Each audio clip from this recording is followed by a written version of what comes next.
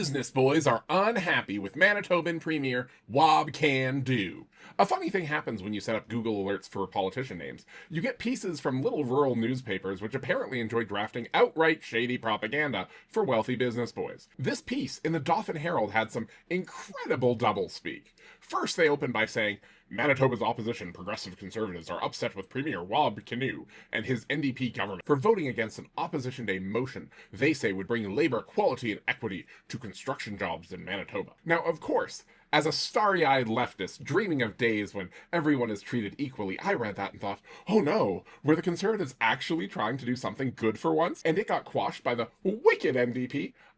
No, of course not. The Regressive Conservative Party in Manitoba was trying to screw over union construction workers in Manitoba by undoing the Manitoba Jobs Agreement, which the article admits favors union workers. What does the law require? Well, according to the article itself, last month, Kinew signed an agreement with a coalition of trade unions to prioritize unionized tradespeople on major public infrastructure projects in Manitoba. Contractors hiring workers for government-funded construction projects valued at $50 million or more are required to hire Manitoba unionized construction workers first, followed by non-union Manitobans, followed by Canadian union members, and then non-unionized construction workers. In other words, on very large construction projects, companies working for the government of Manitoba are required to try and hire union workers who are from Manitoba.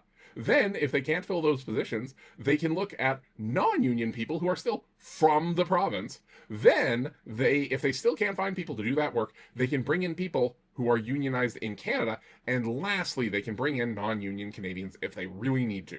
And again, this only matters for huge $50 million or more contracts.